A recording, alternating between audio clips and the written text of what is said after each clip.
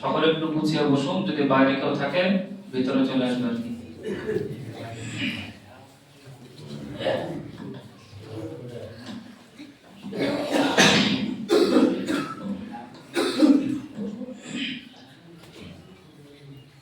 نحمده ونصلي على رسوله الكريم أما بعد أعوذ بالله من الشيطان الرجيم بسم الله الرحمن الرحيم الحمد لله رب العالمين الرحمن الرحيم مالك يوم الدين إياك نعبد وإياك نستعين اهدنا الصراط المستقيم صراط الذين أنعمت عليهم غير المغضوب عليهم ولا الضالين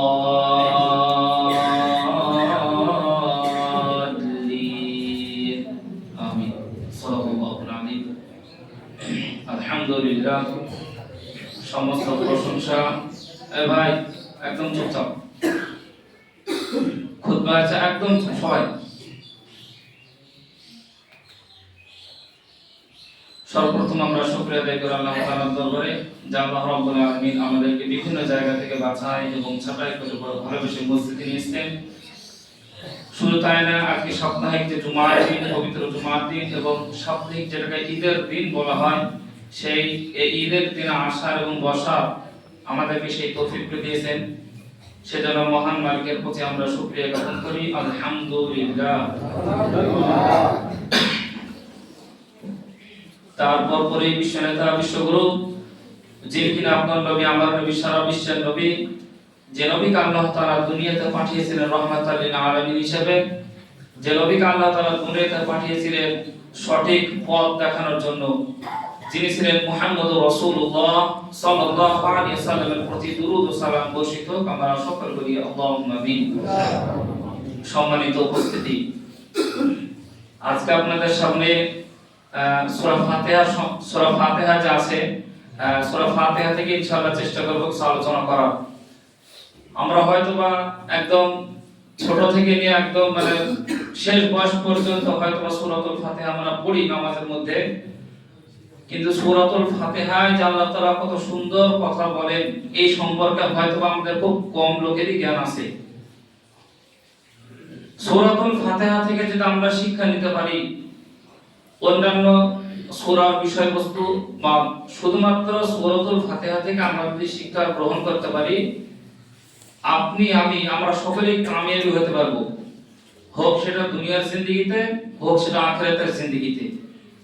কিন্তু ডিসিশন আপনাকে নিতে হবে, কোন পথটা আপনি বাছাই করবেন, ভালোর দিক নাকি খারাপের দিক, ওইটা আপনার উপর। সবকিছু আল্লাহর উপর ছেড়ে দিলে কিন্তু হবে না।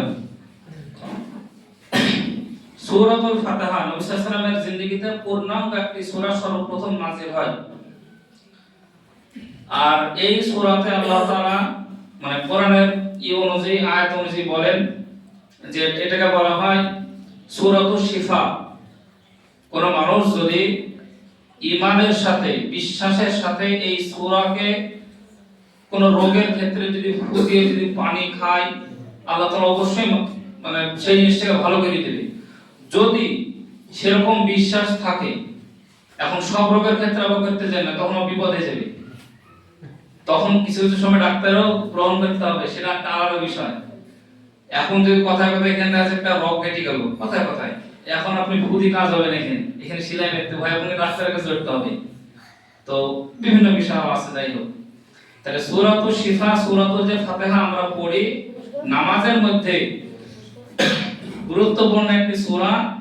এখান থেকে খুব শিক্ষা আছে। চেষ্টা করতে হবে যেগুলো আমরা পড়ি নামাজের মধ্যে সেগুলো আমাদের জিন্দেগিতে আমল পর্যন্ত করতে হবে।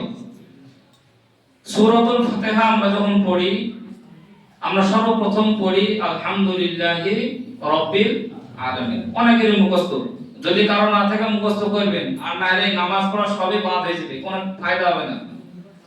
সূরাতুল ফাতিহা যদি আপনি না জানেন, আপনার নামাজ কি হবে না, কোনো ফায়দা হবে না, খুব সাবধান। ওই জন্য নামাজ অবশ্য সূরা ফাতিহা ঠিক করেন, সবগুলো দরকার, কিন্তু তারপর গুরুত্ব সহকারে সূরাতুল ফাতিহা কি করবেন, শিখবেন। যদি না শিখেন ঠক্কর মারা হবে, কাজ হবে না। তারপর আল্লাহর ইচ্ছা, বাকি যেহেতু বলা যায় না। এবার তার মানে কি আপনার সময় আছে, আপনি চেষ্টা করলে পারবেন, আপনি চেষ্টাও করেন না, এরপর যদি এখন বলেন যে না আল্লাহ ঠিক করে নেবেন, এই বিষয়ে বলা যাবে না। বুঝতে পারছেন কিনা? চেষ্টা আপনাকেও করতে হবে, এরপরে আল্লাহর পরে কি করতে হবে, ছেড়ে দিতে হবে। কিন্তু আপনাকে মুখস্থ করতেই থাকতে হবে। প্রয়োজনে ভুল হয়েছে না সঠিক হয়েছে কাউকে শোনাতেও হবে, লজ্জা করবেন না এসব বিষয়ে। যেখানে কোনো স্বার্থ থাকবে নিজের, প্রয়োজনে একটু ছোট হলেও যাবেন। বিশেষ করে নামাজের ক্ষেত্রে তো একটু বেশি, আমার নামাজ হয়েছে কিনা, ভুল হয়েছে কিনা, এসব বিষয়ে একটু গুরুত্ব দিয়ে জানার প্রয়োজন আছে। আর আরেকটা কথা বলি, মুসলিম হিসাবে নামাজ সম্পর্কে কথা বলা খুব আমার লজ্জা লাগে। আমার ব্যক্তিগত মত বলছি, আমার খুবই লজ্জা লাগে যে মুসলিমদের সামনে নামাজ সম্পর্কে কথা বলতে গেলে। যার কারণে আমি যেইখানেই যাই নামাজ সম্পর্কে কথা আমার পাবেন না। যদি কেউ এদিক ওদিক থাকে, শুনে থাকে, আমি আমার ক্ষেত্রে দেখবেন বক্তব্যের ক্ষেত্রে আমি নামাজ সম্পর্কে কথা রাখিই, আমার পছন্দ হয় না এই বিষয়ে। মুসলিম হিসেবে যদি নামাজ সম্পর্কে কথা বলি, তার অন্যান্য বিষয় কবেই বা বলবো বলে কথা বলে বোঝেননি নাকি? নামাজ সম্পর্কে যদি মুসলিমদেরকেই বলতে হয়, তো অন্য বিষয় কি বা বলবো বলেন? আর তো নাই। এই মুসলিম এবং নামাজ, এটা মানে ইসলাম যারা কবুল করবে বা মুসলিম হিসেবে যারা থাকবে, নামাজ বিন থাকতে পারে না, সব একসঙ্গে থাকবে। আর এমনকি আপনি ইসলামের ইতিহাসে এরকম পাবেন না যারা ইসলাম কবুল করেছে তারা আমাদের নামাজ আলাদা ছিল না, ওরকম সিস্টেমই ছিল না। তারাও জানতো নামাজ সঙ্গে রাখতে হবে। তো চলেন দেখি সূরাতুল ফাতিহা আমরা পড়ি নামাজের মধ্যে। সর্বপ্রথম পড়ি আলহামদুলিল্লাহি রাব্বিল আলামিন। সমস্ত প্রশংসা সেই মহান আল্লাহ তাআলার জন্য, যিনি নিখিল জাহানের রব। এইটা সূরাতুল ফাতিহার মধ্যে আমরা পড়লাম আলহামদুলিল্লাহি রাব্বিল আলামিন, সমস্ত প্রশংসা একমাত্র আল্লাহ। কিসের জন্য?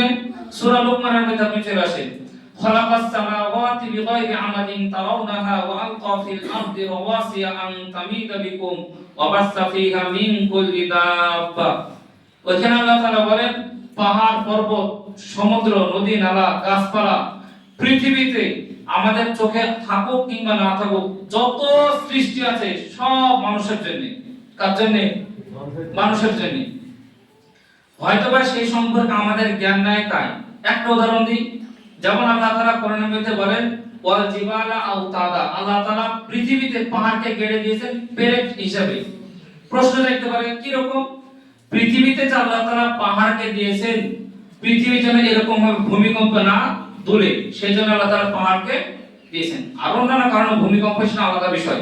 কিন্তু আল্লাহ তাআলা সূরাতুন নাবার মধ্যে বলেন যে কি ওয়াল জিবালা আওতাদা, পাহাড়কে যে আল্লাহ তাআলা দিয়েছেন পেরেক হিসেবে কি করে দিয়েছেন, গেড়ে দিয়েছেন জমিনে, যেন পৃথিবী না দুলে। তা আপনি ভাবছেন পাহাড়ের বা কাজ কি, ঝর্ণার বা কাজ কি? প্রত্যেকটা জিনিসেরই কাজ আছে, হয়তো আমাদের জানা নাই, তাই কথা বুঝতে পারছেন কিনা? প্রত্যেকটা জিনিসেরই কাজ আছে। দুনিয়াতে এমন কোন জিনিস নাই যে জিনিসের কাজ নাই। মূল্যহীন এরকম কোন জিনিস কোন না কোন কাজে লাগবে। আপনি হিসাব করবেন, ঠান্ডা মেজে ভাববেন, দেখবেন এমন কোন জিনিস নাই যেগুলোর কাজ নেই না। এই কাঁচারা যেগুলো পাওয়া যায় দেখবেন হয়তো ওই কোন জায়গায় খাদ পূর্ণ করার জন্য লাগে, কোথায় কোথায় এরকম বিভিন্ন আরো বিষয় আছে। তাহলে আলহামদুলিল্লাহি রাব্বিল আলামিন, সমস্ত প্রশংসা আল্লাহ। প্রশংসা আপনাকে সব সময়ের জন্য আল্লাহরই করতে হবে। শুধু তাই না, রাব্বিল আলামিন, রব শব্দের শাব্দিক অর্থ তিনটা পাবেন আপনি তাফসীরে। রব শব্দের শাব্দিক অর্থ আপনি তিনটা পাবেন, একটা হচ্ছে পালনকর্তা, একটা হচ্ছে সৃষ্টিকর্তা, আর একটা হচ্ছে অভিভাবক। যিনি আমাদেরকে রিজিক দেন বা যিনি আমাদেরকে আগলিয়ে রাখেন, বাড়ির ক্ষেত্রে হিসাব করেন, নিশ্চয় আপনি বলবেন যে এটা আমাদের অভিভাবক, হোক সেটা বাপ মা, হোক সেটা ভাই বোন, এরকম তাই তো নাকি? ঠিক একই রকম ভাবে আল্লাহ তাআলা সূরাতুজ যুখরুফের মধ্যে বলেন ওয়া মান ইয়াশু আন যিকরির রহমানি নুকাইয়িদ লাহু শাইতানান ফাহুয়া লাহু করিন ওয়া ইন্নাহুম লায়াসুদ্দুনাহুম আনিস সাবিলি ওয়া ইয়াহসাবুনা আন্নাহুম মুহতাদুন। বান্দা যখন আল্লাহ তাআলাকে অভিভাবক হিসেবে মেনে নেয়, আল্লাহ তাআলা তখন তাকে এক কথায় মানে ভালো পথ দেখিয়ে দেয়। কিন্তু যখন আল্লাহ তাআলাকে অভিভাবক হিসেবে মানে না, তার পিছনে আল্লাহ তাআলা শয়তান লাগিয়ে দেয়। কি করে দেয়? শয়তান। শয়তান যখন তার পিছনে লাগিয়ে থাকবে আর সে তখন মনে করে এরকম যে আমি যেই রাস্তায় চলছি আমি ভালো চলছি, মানে শয়তান তাকে তখন পরিচালনা করবে। যখন আপনি রবকে রব হিসেবে মানতে পারবেন না, তখন পালনকর্তা সৃষ্টিকর্তা একমাত্র আল্লাহ, যিনি কিনা আমাদের খালিক, যিনি কিনা আমাদের মালিক। অনেক সিফাতি নাম শুনেছেন, রহমান, সাত্তার, গফফার, জব্বার, এরকম অনেক সিফাতি নাম শুনেছেন। এরকম একটাও নাম আপনি পাবেন না যে নামগুলো আল্লাহর অর্থবিহীন, যার কোনো অর্থ নাই। তো বিভিন্ন যতগুলো নাম আছে সব আল্লাহরই সিফাত, সিফাত আপনার সবগুলোই গুণবাচক নাম যেগুলোকে বলা হয়। তো এই যে আলহামদুলিল্লাহি রাব্বিল আলামিন, আমরা যে নামাজের মধ্যে পড়ছি আলহামদুলিল্লাহি রাব্বিল আলামিন, সমস্ত প্রশংসা একমাত্র আল্লাহ। আর চেষ্টা করবেন সব সময় বিপদে আপদে সব সময় আল্লাহর শুকরিয়া আদায় করা, ভালো থাকলেও বা যখনই থাকবেন। আর বান্দাকে আল্লাহ তাআলা পরীক্ষাও করে, এটাই বাস্তব। আপনি সূরাতুল বাকারার মধ্যে চলে আসেন, 2 নম্বর পা 2 নম্বর পৃষ্ঠা আছে, আয়াতটা নম্বর মনে আসছে না, যায় ওয়ালা নাবলুওয়ান্নাকুম বিশাইইন মিনাল খাউফি ওয়াল জু'i ওয়া নাকসিন মিনাল আমওয়াল। সেখানে আল্লাহ তাআলা বলেন যে বান্দাকে সব রকম ভাবে আল্লাহ তাআলা পরীক্ষা করবে, হোক সেটা ফসলের ক্ষেত্রে, হোক সেটা সন্তান পেতে আল্লাহ তাআলা তুলে দিবে, বা বিভিন্ন রকম ভাবে আল্লাহ তাআলা কি করবে, মানুষকে পরীক্ষা করবে, অসুখ বিসুখি হোক বিভিন্ন রকম হবে। কিন্তু এর পরেও আল্লাহর উপর একটা বিশ্বাস রাখতে হবে, প্রশংসাও করতে হবে। তাহলে আলহামদুলিল্লাহি রাব্বিল আলামিন, এই যে তারপর একটা কথা আসে নিখিল জাহানের রব, শুধুমাত্র এই যে পৃথিবীর মালিক তা কিন্তু না। আল্লাহ তাআলা কোরআনে ঘোষণা দিয়েছেন লিল্লাহি মা ফিস সামাওয়াতি ওয়া মা ফিল আরদ, আসমান এবং জমিনে যা কিছু আছে প্রত্যেকটার মালিকানা আমি নিজে। বুঝতে পারছেন কিনা? প্রত্যেকটার মালিক কে? আল্লাহ স্বয়ং নিজে। দুনিয়াতে আপনি দেখা যায় একটু জমি কিনেছেন তো ভাবছেন আমারই জমি দেখি কে কি করবে, একদম হিসাব তাই জমি কি এরকম হয় তো নাকি? কিন্তু আসলে মূল যে মালিক ওই একমাত্র আল্লাহ। সূরা রহমানের মধ্যে আপনি পাবেন জওয়ান নাজমু ওয়াশাজারু ইয়াসজুদান, পৃথিবীতে বলেন বা পৃথিবীর বাইরে যা কিছু আছে প্রত্যেকটা জিনিস সব সময় আল্লাহ তাআলাকে সিজদারত অবস্থায় থাকে। কি করতে থাকে? সিজদারত অবস্থায় থাকে। তো সিজদা মানে কি আমরা যেভাবে সিজদা দিছি তারা কি ওইভাবে সিজদা দেয়? তা কিন্তু না। তাদেরকে যে দায়িত্ব দেওয়া হয়েছে, হোক সেটা সূর্য, হোক সেটা চাঁদ, বা যাকে যেভাবে দায়িত্ব দেওয়া হয়েছে কিয়ামত পর্যন্ত সে ঠিক সেইভাবে দায়িত্ব পালন করবে, হোক সেটা সূর্য কিংবা চাঁদ। এই যে সূর্য যে আলো দিছে দেখেন আপনি, এমন কি একটা দিন এরকম হয়েছে যে না আজকে উঠতে পারেনি, আইডি গেছে মেলা দিন ধরে, এরকম হয়েছে ঘটনা বলে? না, মেলা দিন ধরে তো চলছে, আলো দিছে, চার্জ নাই, ভুলে গেছে, এরকম হয়েছে কি? কিয়ামত পর্যন্ত কিন্তু এভাবেই চলবে। এটা হচ্ছে ওয়ান নাজমু ওয়াশাজারু ইয়াসজুদান, আল্লাহর কথা অনুযায়ী তারা সিজদারত অবস্থা থাকবে, এটা তার প্রমাণ। আর অন্যান্য আছে। তাহলে আলহামদুলিল্লাহি রাব্বিল আলামিন। তারপর আল্লাহ তাআলা বলেন যে আর রহমানির রহিম, আল্লাহ তাআলা রহমান বা দয়ালু, করুণাময়, যেটাই বলবেন সেটা হবে। তো আল্লাহ তাআলার সাথে দয়ালু আর কেউ নাই। কি রকম নাই আমি আপনাকে বুঝাই। দেখবেন আপনি যখন বিপদে পড়ছেন তখন আল্লাহ তাআলাকে ডাকছেন, কিন্তু আপনি যখন বিপদ থেকে যখন একটু ভালো হয়ে যান বা উদ্ধার হয়ে যান, তারপর আল্লাহ তাআলা কেমন ভাবে ভুলে যান যে কোনোদিন আপনার কোনো কিছুই হয়নি। এরকম সূরা ইউনূসের মধ্যে আছে, আল্লাহ তাআলা আফসোস সঙ্গে একটা কথা বলেন যে কি, যে বান্দা যখন বিপদ হয় তখন আমাকে এমন ভাবে ডাকে, মানে বিষয় আর কি, মানে এমন ভাবে ডাকবে রাত দিন সকাল সন্ধ্যা সব সময়, কিন্তু যখন সেই বিপদ থেকে যখন উদ্ধার হয়ে যাবে এমন ভাবে ভুলে যাবে যে কোনোদিন তার কোনো কিছুই হয়নি। আসলেই তাই।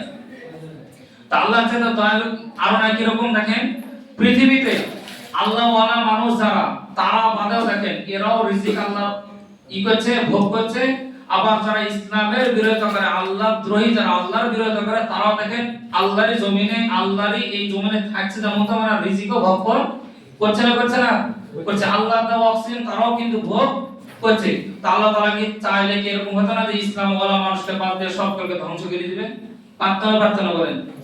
এই যে দয়ালু, এই যে আর রহমানির রহিম, ওনার চেয়ে দয়ালু আর নাই, আর হবেও না। আল্লাহ তাআলা চাইতে দয়ালু আর কেউ, হ্যাঁ দুনিয়াতে একজন ছিলেন, এখন আপাতত নাই, যিনি ছিলেন আমাদের মায়ার নবী, যেটাকে বলা হয় বা দয়ার নবী বলে, উনি ছিলেন, আর নাই দুনিয়াতে এখন আপাতত। তো আল্লাহ চাইতে দয়ালু আর কেউ হবেও না। তারপর আল্লাহ তাআলা বলেন দেখেন যে মালিক ইয়াউমিদ্দিন, সূরাতুল ফাতিহার মধ্যে আমরা পড়ি মালিক ইয়াউমিদ্দিন, বিচার দিনের মালিক। বিচার দিনের মালিক বলতে গেলে কি কিয়ামতের দিনেই যে বিচার হবে সেই দিনের শুধুমাত্র কি মালিক তা কিন্তু না। কথাগুলো সবগুলো শুনবেন, বিশেষ করে এই পয়েন্ট একটু লক্ষ্য করবেন। আজ সারা বিশ্বের মধ্যে মুসলিমদের উপর যে অন্যায় অত্যাচার জুলুম হয়েছে, এর আগে কি হয়নি? হয়েছে। আবার দেখেন তাদের হাতেই ক্ষমতা ছিল, তাদের হাতেই, মানে যারাই জুলুম করেছে তাদের হাতে কিন্তু কি ক্ষমতা। আপনি এর আগেকার ইসলামের ইতিহাসগুলো দেখবেন একই রকম ভাবে তাদের উপর জুলুম করা হয়েছিল এবং কি তারা রাষ্ট্রীয়ভাবে ক্ষমতায়ও ছিল। এটাই সিস্টেম, এটাই নিয়ম, তারা জুলুম করবে। আর এটাই আমাদের উপর একটা বিশ্বাস রাখতে হবে যে কিয়ামতের দিন সবগুলো হিসাব হবে, এটাই বাস্তব। সূরা নাবা পড়েন, সূরা নাবা শেষের দিকে কত জুমা হবে ইসলাম এখানে হয়তোবা আপনি যদি দুনিয়াতে কার উপর যদি জুলুম করে থাকেন, কিয়ামতের দিন আপনার ওই জুলুমের যতক্ষণ না পর্যন্ত মানে হবে ইনসাফের ভিত্তিতে বিচার হবে, ততক্ষণ পর্যন্ত কেউ জান্নাতে যেতে পারবে না। কিরকম উদাহরণ দিয়েছিল, একটা গরু যদি খুব শক্তিশালী হাড্ডা কাটা গরু হয়, একটা দুর্বল গরুকে যদি ঢিস মারে, এখন দেখা যায় তার শক্তি নাই, কিন্তু কিয়ামতের দিন একে শক্তি দেওয়ার পর কি করা হবে, ওকে ঢিস কিন্তু মারাবে, এটা সিস্টেম। আর ওই জন্য মালিক ইয়াউমিদ্দিন সারা বিশ্বের ক্ষেত্রে হিসাব করেন মুসলিমদের উপর যে জুলুম অন্যায় অত্যাচার। আর ভারতবর্ষের দিকে তাকান আপনি, এটাকে নির্বাচন কমিশনার নাকি নির্যাতন কমিশনার বোঝাইছে না? বুঝতে পেরেছেন কথাটা? কথাগুলো একটু ভালো করে শুনবেন। দেখেন আমি একটা কথা বলবো, এখানে কয়েকটা কথা বলবো, কোন সরকারের বিরুদ্ধে না, হ্যাঁ? আর কেউ আলাদাভাবে কথাগুলো নেবেন না, ঠিক আছে? মুসলিমদের হই কোন সরকার কখনো কোনোদিন জন্য কেউ কিন্তু কাজ করেনি, এই কথা মানেন কিংবা না মানেন। আজ আমার পরে কেউ কথা বিশ্বাস করেন কিংবা না করেন, কিংবা আমার সঙ্গে একমত হন কিংবা না হন, দেখেন যখন বাবরি মসজিদ ভাঙে, 1992 সালের 6 ডিসেম্বর, তখন সে যেই হোক সরকারে ছিল কিনা বলেন? এখনো যখন এই যে আপনার রাম মন্দির হলো, তখন যে কেউ হতে পারে একটা সরকার আছে কিনা, কিংবা আমাদের পশ্চিমবঙ্গে একজন আছে কিনা? কেউ খারাপ ভাবে নেবেন না, আমি জানি কেউ অনেক রাজনৈতিক ভাবে আছে, আমি তারপরেও বলি কথা যে কি দেখেন যে কেউ কখনো কোনো সময়ের জন্য কোন সরকার মুসলিমদের কাজ করে, এটাই বাস্তব। সব সময় মুসলিমদের উপরে জুলুম অন্যায় অত্যাচার করেছে। এর উদাহরণ দেখবেন মুসা আলাইহিস সালামের কাছে যান, মুহাম্মদ সাল্লাল্লাহু আলাইহি ওয়াসাল্লামের কাছে যান, তারাও দেখবেন আবু জাহেলরা সেই সময় রাষ্ট্রীয়ভাবে তারা দায়িত্বে ছিল, এখনো ভাবে দেখেন তারাও রাষ্ট্রীয়ভাবে দায়িত্বে আছে, কিন্তু মুসলিমদের উপরে জুলুম অন্যায় অত্যাচার হয়েছে না বলেন? হয়েছে। কথায় দেখেন আজ একটা গ্রামে একটা বুথে দেখা আছে কথায় 700 হিন্দু ঘর 500 মুসলিম ঘর, কথায় 500 মধ্যে 400 টাকা নোটিশ দিয়ে দিয়েছে, 700 ঘরের মধ্যে কোথায় 10টা ঘর দিয়েছে। এটাকে একটা দিক থেকে জুলুম না আপনি ভাবছেন? আর আমরা তাকে দিক থেকে ঘুমিয়ে আছি, ভাবছি তা আছে, এটাই বাস্তব। দেখেন কথা শুনে আমি জানি অনেকের মিল হবে না, তারপরে বলছি কথাগুলো। কখনো কোন সরকার মুসলিমদের এই কাজ করেনি, এমনকি নবীদের আমলে ছিল না, তারা নির্যাতন পর্যন্ত করেছে। আরেকটা উদাহরণ দিয়ে একদম চাক্ষুষ প্রমাণ, হযরত বেলাল রাদিয়াল্লাহু তাআলা ওই ঈমান আনার পর তারা বলে যে কালেমা ছাড়বি কিনা বল, বর্তমান পরিস্থিতিতে বল জয়শ্রীরাম বলবি কিনা বল, মিথ্যা না বলেন? আপনি দেখেন সেই সময় সিস্টেম দেখেন, এখনকার সিস্টেম দেখেন, একই জিনিস যুগের পরিবর্তে হয়তো আগে গরুর গাড়িতে চলতো, ঘোড়ার গাড়িতে চলতো, এখন 4 চাকায় চলছে, অন্য কিছুই না। বুঝতে পারছেন কিনা? আগে খেরের বাড়িতে থাকতো, এখন পাকা বাড়িতে থাকছে, কিন্তু সিস্টেম জুলুমের সিস্টেম ওই একই রকম ভাবে আছে। যারা ঈমান এনেছে তাদের উপরে জুলুম অন্যায় অত্যাচার হয়েছে। এই কথা বিশ্বাস করেন কিংবা না করেন, সারা পৃথিবীর মধ্যে তাকান। আর একটা জলজান্ত উদাহরণ দেব আপনাকে। ইসরায়েল যখন দেশ হয়, মানে ওদের যে জঙ্গি রাষ্ট্রগুলো যখন হয়, আপনি দেখেন আমেরিকা এত বড় একটা দেশ, সেই সময়কার কয়েক লক্ষ ছিল ইহুদি, তারা কি পারতো না তাদের দেশে ওই ইহুদিগুলোকে জায়গা দিতে? পারতো না বলেন? দেয়নি কিসের জন্য? আপনি দেখেন সব মুসলিম দেশগুলোর মধ্যে তাকে বসেছে বিস্ফোরক হিসেবে। আর ওকে কেন্দ্র করে দেখেন ইরান, সিরিয়া, লেবানন, জর্ডান, এই মধ্যপ্রাচ্যের যেসব দেশগুলো আছে একটার সঙ্গে খুব একটা ভালো মিল নাই। এমনকি ইরানের সঙ্গে সৌদির ভালো মিল নাই। দেখেন কিসের জন্য বলেন তো? 5টা গোলামের জন্য, গাদ্দারি করার জন্য। সিস্টেম একই। বুঝতে পারছেন কিনা? সিস্টেম একই। আমি জানি আমার কথা অনেকে রাগ করছেন হয়তো বা, কিন্তু কথা চলে এসেছে, বুঝলেন তো? মানে কথা চলে এসেছে, কথা দিছে। আর ওই দিন হবে মালিক ইয়াউমিদ্দিন, বিচার দিনের যে মালিক, এমনি হবে না, এইগুলোর জন্য হবে বিচার দিনের মালিক। কিয়ামতের দিন ইনসাফের ভিত্তিতে যে বিচার হবে, নারীদের যে দুনিয়াতে যারা জুলুম করেছে তারা তো পার পেয়ে যাবে। দুনিয়াতে যারা জুলুম করেছে তারা তো পার পেয়ে যাবে। যুগে যুগে দেখেন ফেরাউন টিকতে পারে নাই, নমরুদও টিকতে পারেনি, আবু জেহেল বলেন এরা যারা যারা ছিল তারা টিকতে পারেনি, এখনকার যারা বর্তমান আছে তারাও কিন্তু টিকতে পারবে না। কিন্তু আপনাকে ডিসিশন নিতে হবে যে আপনি যাবেন কোন দিকে। যদি পাঁচটা গোলামের মধ্যে থাকেন, দেখেন আজকে গৌরপুর মসজিদে আলোচনা করছিল, আমি ছিলাম, আলোচনা করছিলাম আপনার বদরের যুদ্ধ সম্পর্কে। তো গতকালকে পড়ছিলাম বদরের যুদ্ধ সম্পর্কে। তো কয়েকটা বিষয় দেখলাম, মুসলিমরা সবসময় কি কম, সংখ্যায় কম, শক্তিতে কম। যখন বদরের যুদ্ধ হয় তারা সংখ্যায় ছিল 313 জন। কয় জন? তাদের এদিকে অনেক জন, তাদের ওইদিকে 1000 জন, মানে বিভিন্ন প্রতিমত আছে। যাই হোক, 1000 ধরেন কথা কথায়। আপনি বলেন একদিকে 1000 জন আর একদিকে 313 জন, তাদের ভিতরে কি একটা ভয় কাজ করবে না করবে না? স্বাভাবিক হিসাব বলেন। কিন্তু তারা দেখেন পূর্ণাঙ্গ ঈমান এবং বিশ্বাসের সাথে তার আল্লাহ এবং আল্লাহর রাসূলের নেতৃত্বে চলেছে, যে কি যে আল্লাহ রাসূল যতটুকু কথা বলবে সেভাবে আমরা চলবো। প্রয়োজন আমরা যদি মারা যায় যাব, শহীদ যাব, কোনো সমস্যা নাই। যুদ্ধের আগে নবী সাল্লাল্লাহু আলাইহি ওয়াসাল্লাম ঘোষণা দিলেন যে তোমরা আগে বাড়ো, যে বা যারা এই যুদ্ধে শহীদ হবে তারা যুদ্ধ হতে শহীদ হতে দেরি, তারা জান্নাত ঢুকতে দেরি নাই। এই যে একটা ঈমানি তাকওয়া, ঈমানি জাযবা ভিতরে ঢুকে পড়লো, এমন ভাবে ঢুকলো, এরকম চিন্তা ভিগি যে কি মরে গেলে শহীদ আর বাঁচলে গাজী, মরে গেলেই তো জান্নাত, সমস্যা নাই। সেই যুদ্ধে 313 জনের মধ্যে 14 জন শহীদ হয়। কয়জন বললাম? 1000 জনকে সেই সময় 70 জনকে বন্দী করা হয়, 70 জনকে মাথায় কম বেশি ওদেরকে হত্যা করা হয়। তার মধ্যে ছিল আবু জেহেল ছিল নেতৃত্ব সেই সময়। তো সেই সময় যেহেতু টিকতে পারেনি, এখনো টিকতে পারবে না, হিসাব এটাই। কিন্তু তারা পূর্ণাঙ্গভাবে আল্লাহ এবং আল্লাহর রাসূলের বিশ্বাস ছিল তাদের। কি ছিল বলেন তো? বিশ্বাস। আর আমি কথা যখন হালকা একটু বলেছিলাম, আমরা সবগুলো বললাম, কোন দিক থেকে বললাম? আপনি দেখেন উদাহরণ দিয়েছিলাম, আজ একটু ভালোভাবে বলি বুঝতে পারবেন। আজ আমার কাছে মোবাইল আছে, এর কয়েকটা উদাহরণ দিয়েছিলাম যে আমাদের একটা বাউন্ডারি দিয়ে দেওয়া হয়েছে। এই বাউন্ডারির উপরে এর ভিতরে থাকবা, খাওয়া দাওয়া করবা, ঘুমাবা, বেড়াবা, মোবাইল দেখবা, সবকিছু করবা, এক কথা স্বাধীন। কিন্তু এর বাইরে তুমি যেতে পারবে না। উদাহরণস্বরূপ আপনি নেতৃত্ব দিতে পারবেন না। গত জুমা আমি একটু বলেছিলাম এই কথাটা। আপনি নেতৃত্ব দিতে যদি আপনি দেন, আপনাকে যে কোনো দিক থেকে হয় জঙ্গি, পাকিস্তানি, বিভিন্ন রকম ভাবে কি করা হবে, আপনাকে হামলা করা হবে না? বিভিন্ন রকম ভাবে আপনি দেখেন। কিন্তু তাদের দিক থেকে তারা সবকিছু করে, কোনো সমস্যা নাই, সিস্টেম ওইটাই করে দিয়েছে। আমি কারো পক্ষে না, একটা উদাহরণ দিছি। বর্তমান মুর্শিদাবাদের যা পরিস্থিতি দেখতে পাচ্ছেন, যে কোনো রাজ্যে গেলে ধরেন মুর্শিদাবাদের লোক থেকে মারা হয়েছে না বলেন হয়েছে। আমি একটা উদাহরণ দিছি, এই যে হুমায়ুন কবির বলেন, এদিকে নওশাদ সিদ্দিকী বলেন। তা এরা, আমি ধরেন কোন রাজনৈতিক ঋষি না, আমি বলছি তারপরও যে এরা ধরেন মুসলিমদের হই হোক কিংবা সেকুলার হোক আর যেটাই হোক, তারা হই করার চেষ্টা করেছে। কিন্তু তারপরে দেখেন বিভিন্ন রকম ভাবে সরকার এদের উপর চাপ আছে না নাই? এবার বলেন না যে মসজিদে রাজনীতি করতেছে, রাজনীতি করে না, আমি আপনার পয়েন্টগুলো ধরে দিছি। তাই এগুলা সবগুলা জুলুমের মধ্যে আছে, বুঝলেন? আপনি কিছু করতে যাবেন, আপনাকে এমন ভাবে ঘুরিয়ে ফিরিয়ে দিবে, আপনি বলবেন আরে বাপ রে, কি দরকার আমার জানলি টানা পড়া, আমি আবার আপন খাই, মসজিদে নামাজ পড়ি, আবার সব করি। কিন্তু দেখেন তাদের আগেকার সময়েও এরকম সিস্টেম ছিল না যে বাছাই করে মারা হয়েছে, না, ঈমান যারা এনেছে তাদেরকে কি করা হয়েছে, মারা হয়েছে। এখনকার সময় দেখেন ওয়াকফ বোর্ডকে কেন্দ্রগিরি বলেন, এসআইকে কেন্দ্রগিরি বলেন, এরকম কি হয়েছে? তুই হানাফি তোকে দিচ্ছে, তুই লামাজাবি তোকে দিচ্ছে, তোকে শাফি তোকে দিচ্ছে, তুই ফরাজি তোকে দিচ্ছে, এরকম কি? নাকি যাকে শুনছে মুসলিম তাদেরকে সব ধরছে বলেন? হিসাব তাই। আপনি অন্য রাজ্যে যদি যান, ট্রেনের মধ্যে যাচ্ছেন, তখন কি হয়েছে?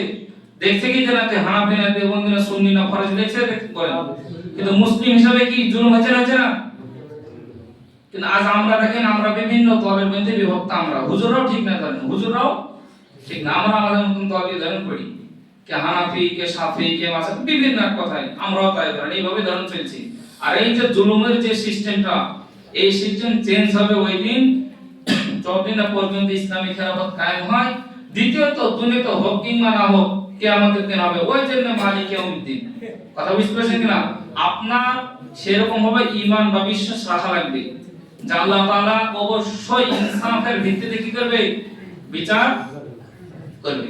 তারপর আমরা পড়ি ইয়্যাকা না'বুদু ওয়া ইয়্যাকা নাস্তাঈন, তোমার ইবাদত করি এবং তোমারই কাছে কি চাই, সাহায্য চাই। সূরাতুল ফাতিহার মধ্যে আপনি পড়ছেন আমি তোমারই ইবাদত করি এবং তোমারই কাছে সাহায্য চাই, সত্যি করে বলবেন এই আয়াতটা এই কথা মসজিদের মধ্যে বলেন ঠিকই, বাস্তব জীবনে আমল আছে কিনা দেখবেন। আমি আল্লাহরই ইবাদত করি এবং আল্লাহরই কাছে সাহায্য চাই, এই কথাটা মিলান দেখে। ইবাদত মাথায় রাখবেন, আল্লাহ ছাড়া অন্য কারো কখনো কোনো সময় জন্য ইবাদত করা জায়েজ নাই। আরেকটা উদাহরণ দিই, ধরেন এখানে আপনারা আছেন, আমি আমার ক্ষেত্রে উদাহরণ দিই ভালো হবে। আমি এসছি ভ্রমণ পড়ায় জুমা পড়াইতে, ধরেন গরিব করে আমি 10 মিনিট 11 মিনিট কি নামাজ পড়াই, এখানে এসে 15 মিনিট ধরে নামাজ পড়াই, না আমি একটু ভালো বিবে একটা ইমাম সাহেব এসছি 4 মিনিট একটু বা 2-5 মিনিট একটু বড় করে না পড়লে হবে। ধরেন এই যে আমার চিন্তা থেকে ঢুকলে এরকম 2-4 মিনিট বেশি কি পড়ব, এই 2-4 মিনিট যে আপনাদেরকে খুশি করার জন্য পড়ছি, এটা হয়ে যাবে আমার জন্য শিরক হয়ে যাবে। কি হয়ে যাবে বলেন? শিরক হয়ে যাবে। আমি ধরেন দাঁড়িয়ে দাঁড়িয়ে নামাজ পড়ছি, কথায় কথায় কেউ ধরেন 500 লোক দেখছে যে হাফেজ সাহেব নামাজ পড়ছে, আমি হিসাব দিয়ে দেখছি রে বাবা 500 লোক দেখছে, আমাকে খেয়েছে একটু সূরা কেরাত একটু বড় করে দিই, এই যে বড় করে দিয়েছে 500 লোক দেখছে বলি আমার নামাজ হয়ে গেছে। আমি কাকে খুশি করছি বলেন তো? তখন ওই মানুষকে খুশি করছি, এই নামাজের তখন আর দাম থাকলো না। তাহলে ইয়াকা না'বুদু ওয়া ইয়াকা নাস্তাঈন, আমি যে তোমারই ইবাদত করি এবং তোমারই কাছে সাহায্য চাই, ইবাদত আল্লাহরই করতে হবে শুধুমাত্র। ইবাদত পাওয়ার মতন যোগ্য, ইবাদত পাওয়ার মতন ক্ষমতা একমাত্র আল্লাহ ছাড়া কেউ নাই, এমনকি নবীদেরকে দেওয়া হয়েছিল না। আপনি এমন কোন নবীদের জিন্দেগিতে আপনি পাবেন না যে তাদেরকেও পর্যন্ত কি করে তাদের ইবাদত করা হয়েছিল, নাকি তাদেরকে অনুসরণ করা হয়েছিল বলেন? তারা পথ দেখিয়ে দিয়েছিল যে তোমরা এইভাবে চলবে, সেইভাবে কি করেছিল মানুষ চলেছিল। কিন্তু সিস্টেম এমন ভাবে আমরা ঘুরে ফেলেছি যে আল্লাহকে বাদ দিয়ে ধরেন অন্য কাউকে ডাকছি, সেটা হোক সেটা বেধর্মী করেন, অন্যরা তো ডাকছি, আমাদের মধ্যে আছে আছে না বলেন? হবে অন্যদিন ইনশাআল্লাহ, সব বিচার করে বলে সব বদহজম হয়ে যাবে অন্যদিন লোক। তাহলে ইয়াকা না'বুদু ওয়া ইয়াকা নাস্তাঈন, তাহলে আল্লাহর ইবাদত করি এবং সাহায্য কার কাছে চাইবেন? যতই বিপদে পড়েন বিশ্বাস করেন আল্লাহর কাছে আপনি যদি সেজদা দিয়ে যদি চাইতে পারেন, আল্লাহ অবশ্যই আপনাকে উদ্ধার করবে। আমি নিজে প্রমাণ আছে একটা দিক থেকে, আমি নিজে প্রমাণ। আর একটু আপনাদেরকে বলি খোলামেলা, আপনি যদি বিপদ শোনা মাত্রই 2 রাকাত নামাজ যদি পড়তে পারেন, নফল নামাজ, আর সেজদায় পড়ে কান্না করতে করতে যদি আল্লাহর কাছে চাইতে পারেন, অবশ্যই আল্লাহ আপনাকে উদ্ধার করবে। আর সবচেয়ে ভালো টাইম হয় তাহাজ্জুদের। যদি না পারেন কোনটাই পড়লেন ঠিক আছে, কিন্তু নফল যেটাকে ইবাদত বলা হয়, নফল 2 রাকাত আছে নামাজ পড়লেন আপনি। আপনাকে আরেকটা কথা বলি, আপনি আল্লাহর কাছে চাইবেন দুইটা সিস্টেম, একটা হাত তুলে চাওয়া হয় আর একটা যে সেজদার মাধ্যম দিয়ে কি করা হয় আল্লাহর কাছে চাওয়া হয়। কিন্তু সেজদার মধ্যে চাওয়া হয় ওই টাইমে যেগুলো নফল ইবাদত সেগুলো।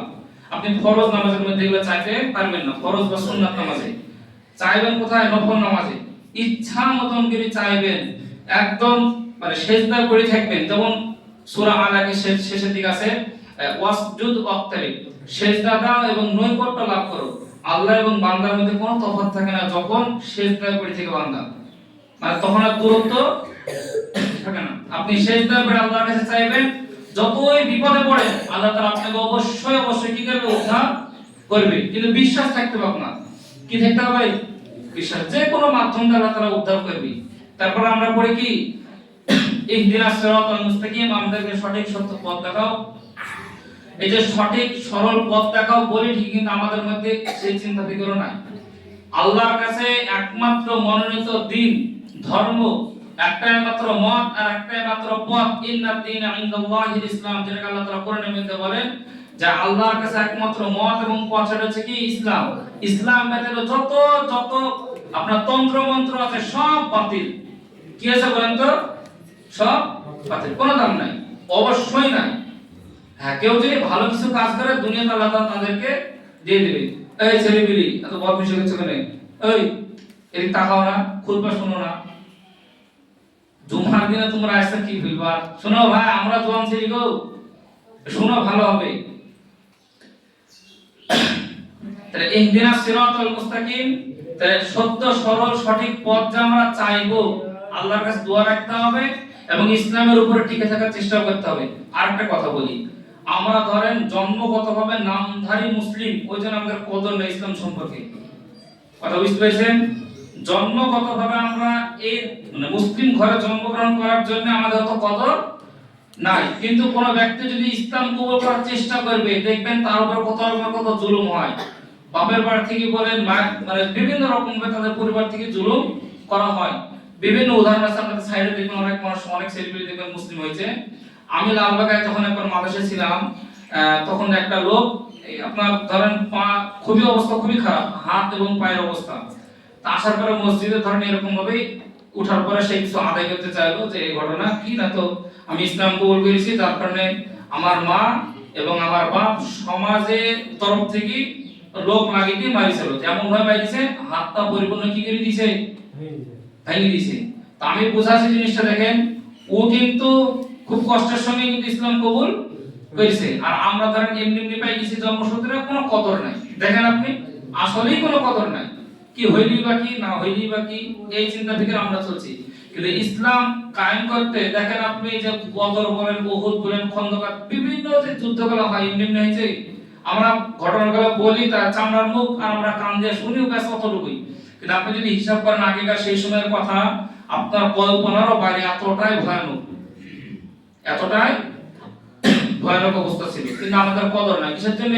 এমনি এমনি পেয়ে গেছি তাই। আর একটা উদাহরণ দিই, বাপের দেখবেন জন্মসূত্রে যখন কোন জমি পায়, দেখবেন সেই জমির দেখবেন অত কদর থাকবে না, জন্মসূত্রে যেগুলো পায়। কিন্তু যদি দু কাটা হলেও যদি কিনি থাকে বেচারা, দেখবেন আর টাক লেগে যাবে, তখন জমি বেচবে না। দেখবেন আপনি যতই যাই হয়ে যাবার জিন্দেগিতে সহজে কিন্তু ওই জমি বেচতে চাইবে, কিন্তু দেখবেন বাপের জন্মসূত্র যদি পাই থাকে, অত দেখবেন কদর থাকবে না। সবাই আবার এক না, কিন্তু বেশিরভাগই এরকম হয় পড়ায়। তারপরে কি এই আলোচনা শেষ, কিন্তু প্রায় অনেকক্ষণ নিয়ে গেছে।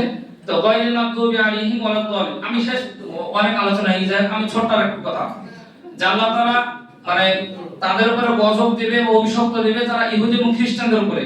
ইহুদি খ্রিস্টানদের উপরে কি আল্লাহ তাআলা গজব দিবেন, তো কিভাবে দিবেন? বা আমরা দোয়া করি এরকম যে মানে তাদের উপরে কি করো, গজব দাও। যার কারণে দেখবেন আমরা সূরা ফাতিহা শেষে আমিন বলি। কিন্তু ইহুদি খ্রিস্টানরা আমরা হইনি ঠিক, কিন্তু ইহুদি খ্রিস্টানদের যে কালচার আমাদের মধ্যে ঢুকে পড়েছে। উদাহরণ দিব একটা, পিছনে দেখবেন গেল 25শে ডিসেম্বর গেল, জানুয়ারি 1 জানুয়ারি গেল, বিভিন্ন রকম পিকনিকের মাধ্যমে একটা দেখাতে পারবেন যে মুসলিমদের সংস্কৃতির মধ্যে এগুলো আছে? পারবেন?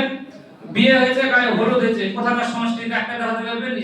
ইসলাম ওয়ালা মানুষদের মধ্যে ছিল এরকম। মুসলিমদের মধ্যে গায়ে হলুদ লাগায় একটা দেখাতে পারবেন কেউ? কথা বলেন, পারবেন কি? একটাও না। এই প্রত্যেকটা জিনিস চলছে ইহুদিয়ানি, খ্রিস্টান, আপনার মুশরিকদের কালচার আমাদের মধ্যে চলছে। আর এই যে সূরা ফাতিহা পড়ি ঠিকই, আর আমাদের জিন্দেগিতে আমল নাই। কি নাই বলেন তো? আমল নাই। এই যে ছেলেটা গায়ে হলুদ লাগাই নিয়েছে, অনেক মানুষ লাগাইছে, হয়তো ভাবিরাও গায়ে হলুদ লাগিয়ে দিয়েছে। একটা মহিলা একটা পুরুষের গায়ে কোন হিসেবে হলুদ লাগাতে পারে বলেন তো?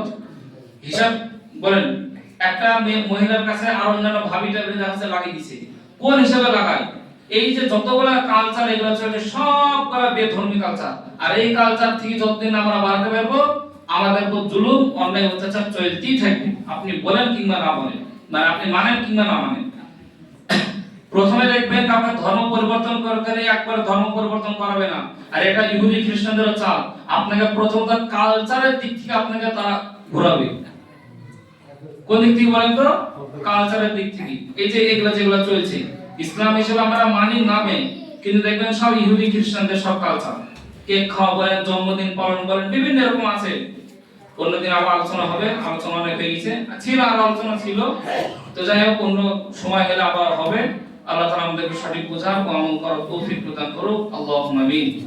বলার মধ্যে অনেক ভুল ত্রুটি থাকে, তারপর মাফ চাই।